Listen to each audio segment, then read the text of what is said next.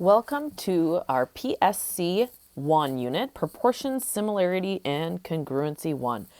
In our first lesson, you're going to be able to solve ratios and proportions. You can go ahead and pause the video, go into Brain Pop. It is in single sign-on, and you want to watch the Brain Pop called Ratios. When you finish watching that, come on back and finish taking notes. A ratio is a comparison of two quantities by dividing. Ratios compare part to part. For example, if I had three red markers and 4 blue markers, I would compare it as 3 to 4. Both of them are parts, 3 red to 4 blue. Ratios can be written several different ways. For example, we could use the word 2 in between, so 7 to 5. I could use a colon. It would say the same thing, 7 to 5, but just with a colon. And I can use it a fraction, so 7 to 5. I would also be able to write it like that. Let's look at some examples. So the ratio of red to blue, we have to write it the way we read it. So red's going to come first, 3 to 1. The ratio of green to blue, if I want to use the word 2, I could do 1 to 4. The next one, the ratio of green to red, would be 2 to 3. I could write it like a fraction. The ratio of red to blue to green, so here I'm going to go red first, so 1 to blue, which was 2, to green, which was 1. Make sure you write it the way you see it. Two equal ratios form a proportion. Proportions always have an equal sign. Always have that equal sign. It's an equation. For example, we could have the ratio of 2 to 5, and that would be equal to 4 to 10. I could simplify both these to see that they truly are the same ratio. We're also going to talk about using cross products. In a proportion, their cross products will be equal. If they're proportional, their cross products are equal. So if we look at this first example here, if we do 8 times 9, we get 72. The other cross products would be 6 times 12, which is also 72. That shows that this is proportional. If their cross products are not equal, like our example over here, that means it's not proportional. We can use cross products to actually solve proportions. Let's say, for example, we had 8 over 16 is equal to x over 10. We can use our cross products by doing 16 times x, or 16x, equals 8 times 10, which is 80. And now I can actually solve for x by dividing both sides by 16. So I get x equals 5. And if I were to substitute 5 back in up here, we would see that 5 times 16 is equal to 80, which was equal to the other cross product of 80.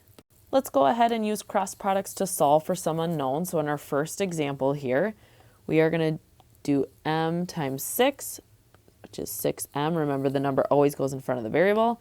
Then I'll do 9 times 4, which is 36, and I need to solve for m. Divide both sides by 6. I get m equals 6.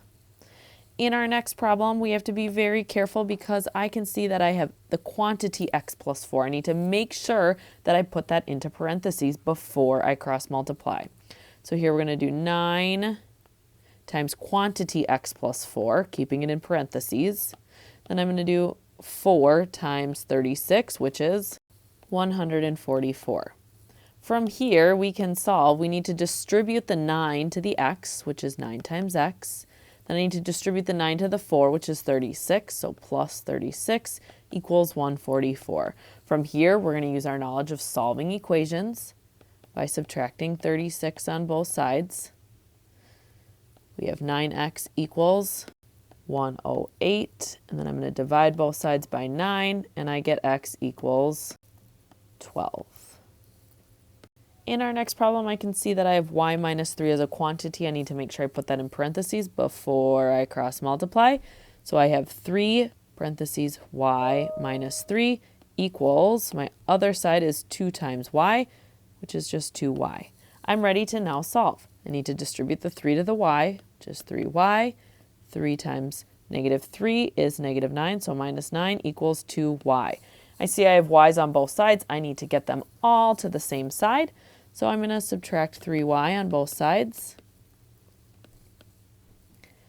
And I get negative 9 equals 2 minus 3 is negative 1y. I'm going to give myself a little more space.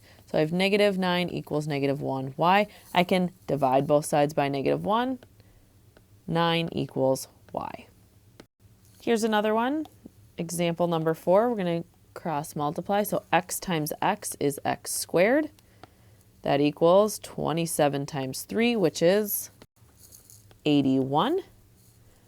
I now need to square root both sides, so I get x equals the square root of 89, remember, is 9, but it can also be negative 9 because negative 9 times negative 9 is 81.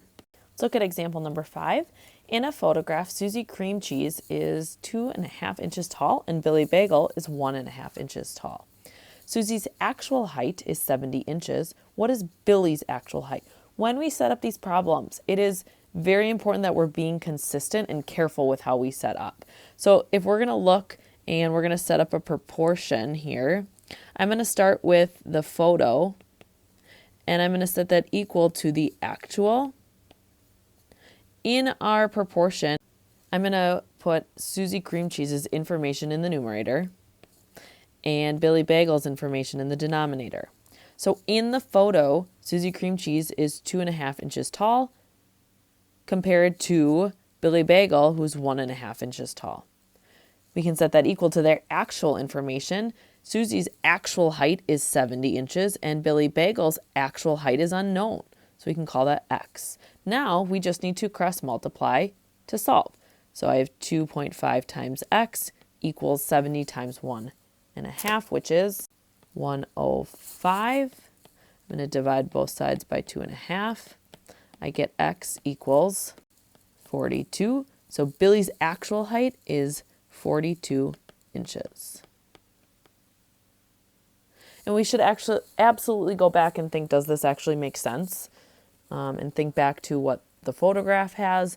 And, well, yes, Billy would be shorter than Susie. A 16-ounce box of cereal is on sale for $4.35. What is the price per ounce? It's really important it says price per ounce. So price is going to go in our numerator, $4.35. And then we have 16 ounces in our denominator. Okay, we can set this up as a proportion and we want to figure out what it is per 1 ounce. We're trying to solve for the money. So here we can now cross multiply and solve.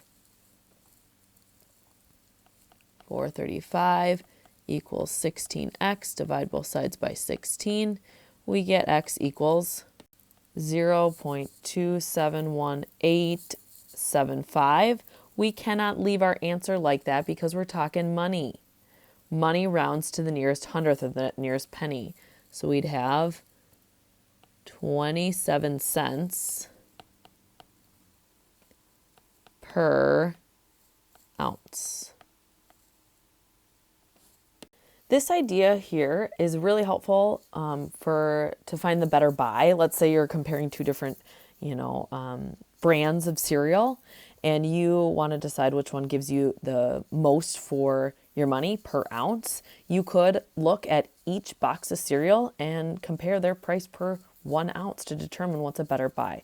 Now, obviously, there may be some other factors involved, like if you're looking at different flavors of cereal, maybe there are other variables involved. But this helps with better buy, finding the best buy, looking at money per 1 ounce or one item.